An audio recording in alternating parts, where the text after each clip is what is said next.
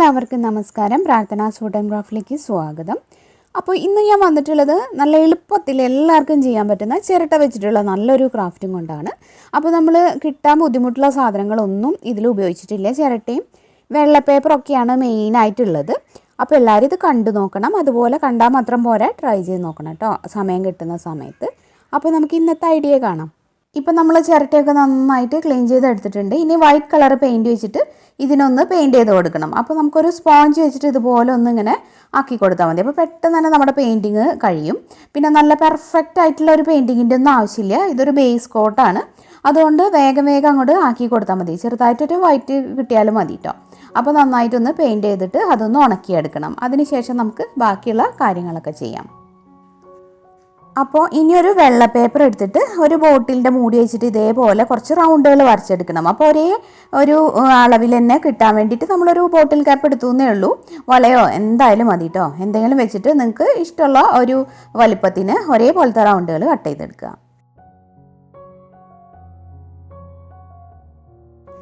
ഇനി നമുക്ക് ഇതിൽ നിന്ന് ഒരു റൗണ്ട് എടുത്തിട്ട് ഇതേ രീതിയിൽ ഞാനിപ്പോൾ ചെയ്യുന്ന പോലെ ഇങ്ങനെ കട്ട് ചെയ്തെടുക്കണം. കണ്ടില്ലേ, ഒരു സ്പൈറൽ മോഡലിൽ. ഈ ഒരു ഫ്ലവർ നിങ്ങൾക്ക് എല്ലാവർക്കും അറിയുന്നതായിരിക്കും, അതുകൊണ്ട് തന്നെ അധികം എക്സ്പ്ലെയിൻ ചെയ്യേണ്ട ആവശ്യമില്ല എന്ന് തോന്നുന്നു.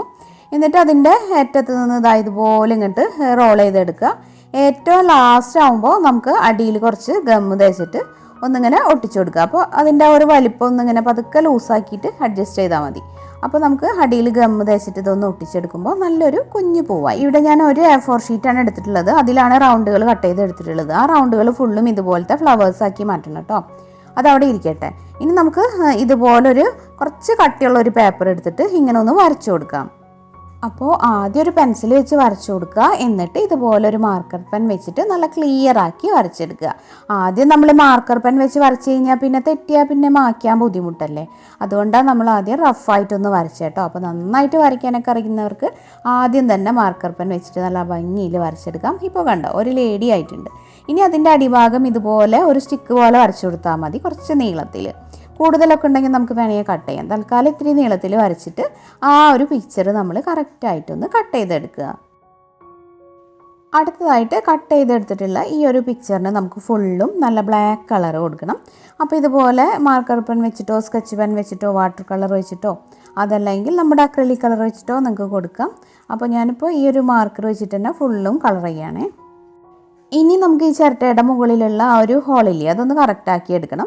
അപ്പോൾ നമ്മൾ ചിരട്ട എടുക്കുന്ന സമയത്ത് ഇങ്ങനെ കറക്റ്റായിട്ട് ഇങ്ങനെ മുകളിലൊരു ഹോള് വരുന്ന രീതിയിലുള്ള ചിരട്ട വേണം എടുക്കാനായിട്ട്. അത് ഞാൻ ആദ്യം പറയാൻ വിട്ടുപോയതാണ്. അങ്ങനത്തെ നോക്കിയിട്ട് നല്ല ഷേപ്പൊക്കെ ഉള്ള നല്ലൊരു ചിരട്ടയാണ് എടുക്കാൻ കേട്ടോ. എന്നിട്ട് നമുക്ക് ഇതേപോലെ ഗ്ലൂഗൺ വെച്ചിട്ടോ അല്ലെങ്കിൽ ഫെവിക്കോൾ വെച്ചിട്ടോ നമ്മൾ ഉണ്ടാക്കിയിട്ടുള്ള ഫ്ലവേഴ്സ് ഇതുപോലെ ഒട്ടിച്ചു കൊടുക്കാം. അപ്പോൾ ഞാൻ ഒരേ ഒരു A4 ഷീറ്റിന് ഉള്ള ഫ്ലവേഴ്സേ ഉണ്ടാക്കിയിട്ടുള്ളൂ കേട്ടോ. അപ്പോൾ നിങ്ങൾക്ക് വേണമെങ്കിൽ ഇത് ഫുള്ള് ഒട്ടിക്കുക. അപ്പോൾ 2 പേപ്പർ വേണ്ടി വരും. നമ്മളിപ്പോൾ കാണുന്ന ഭാഗം മാത്രം, ഫ്രണ്ട് പോർഷൻ മാത്രമാണ് ഇങ്ങനെ ഫ്ലവർ കൊടുക്കുന്നത്. അപ്പോൾ ഇതേ രീതിയിൽ കുറച്ചൊക്കെ അങ്ങോട്ട് ഒട്ടിക്കുക. ഹോളിൻ്റെ ഭാഗം നമുക്ക് ലാസ്റ്റ് ചെയ്യാം, അതിന് ചുറ്റുള്ള ഭാഗം ആദ്യം ചെയ്യാം. ഇപ്പോൾ ഇതെല്ലാം ഒട്ടിച്ചപ്പോൾ നല്ലൊരു ഭംഗിയില്ലേ. നമ്മളിപ്പോൾ വൈറ്റ് ആൻഡ് ബ്ലാക്ക് തീമിലാണ് ചെയ്യുന്നത്, അല്ലെങ്കിൽ വേണമെങ്കിൽ ഒരുപാട് കളേഴ്സൊക്കെ കൊടുത്തിട്ട് ചെയ്യാമായിരുന്നു. ഇപ്പോൾ ഇനി ഞാൻ ഇതിൻ്റെ ആ ഒരു പിക്ചറില്ല, ആ പിക്ചറിനൊരു ഡ്രസ്സ് വേണം. അതിന് വേണ്ടിയിട്ട് നമ്മൾ ഫോം ഷീറ്റ് എടുത്തിട്ടുണ്ട്, സിൽവർ കളർ. എന്നിട്ട് നമ്മൾ കട്ട് ചെയ്തിട്ടുള്ള ആ ഒരു പേപ്പറില്ലേ, അത് വെച്ചിട്ട് കറക്റ്റ് ഇങ്ങനെ വെക്കുമ്പോൾ നമുക്ക് ആ ഡ്രസ്സിൻ്റെ അളവ് കറക്റ്റ് കിട്ടും. കണ്ടോ, ഇതുപോലെ. അപ്പോൾ ഇങ്ങനെയാണ് നമ്മൾ ഡ്രസ്സ് കൊടുക്കേണ്ടതെന്ന് നമുക്ക് മനസ്സിലാക്കാൻ പറ്റും. എന്നിട്ട് ആ ഒരു രീതിയിൽ നമ്മൾ പെൻസിൽ കൊണ്ട് വരച്ചിട്ട് കട്ട് ചെയ്തെടുത്താൽ മതി. അപ്പോൾ എളുപ്പത്തിൽ പരിപാടി കഴിയും. ഇനി നമുക്ക് ഇതിങ്ങനെ ഒട്ടിച്ചു കൊടുക്കണം. അപ്പോൾ താഴെ കുറച്ച് ഫെവിക്കോൾ ആക്കിയിട്ട് ഇത് കറക്റ്റായിട്ട് അവിടെ വെച്ചിട്ട് നമുക്ക് ഒട്ടിക്കാം. ഇപ്പോൾ ഡ്രസ്സിൻ്റെ മുകൾ ഭാഗം ആയിട്ടുണ്ട്. ഇനി മുടിയുടെ ഭാഗത്ത് നമുക്കൊരു ഭംഗിക്ക് ഇതേപോലെ ചെറിയൊരു സ്ട്രിപ്പ് ഒട്ടിച്ചു കൊടുത്തിട്ട് ഇങ്ങനെ കറക്റ്റ് ആക്കിയിട്ട് കട്ട് ചെയ്ത് കൊടുക്കണം കേട്ടോ. കണ്ടില്ലേ, ഇപ്പോൾ നമ്മുടെ ലേഡി ഇവിടെ റെഡി ആയിട്ടുണ്ട്. കയ്യിലും അതുപോലെ തലയിലൊക്കെ നമ്മൾ ഒട്ടിച്ചു കൊടുത്തിട്ടുണ്ട്. ഇനി നമുക്കിത് ഈ ഒരു ചിരട്ടയിൽ ഫിക്സ് ആക്കണം. അപ്പോൾ ആ ഒരു അടിഭാഗത്തെ അളവ് കറക്റ്റ് അല്ലെങ്കിൽ ഒന്നും കൂടെ ഒന്ന് കനം കുറച്ചാൽ മതി കട്ട് ചെയ്തിട്ട് കേട്ടോ.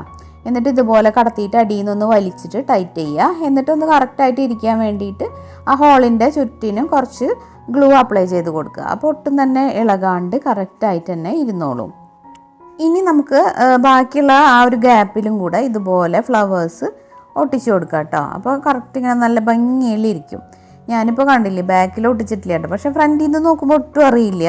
അപ്പോൾ നമുക്ക് വേണമെന്നുണ്ടെങ്കിൽ ഫുള്ളും നമുക്ക് കവർ ചെയ്യാം. അപ്പോൾ എന്തായാലും ഒരു ഭംഗിയാണ്. അതുപോലെ ബ്ലാക്ക് കളർ ബാക്കിൽ കൊടുക്കണമെങ്കിൽ അതും ചെയ്യാം കേട്ടോ. അപ്പോൾ ഇതാ ഫ്രോക്കൊക്കെ ഇട്ട് നല്ല സുന്ദരിയായിട്ടില്ലേ കാണാനായിട്ട്.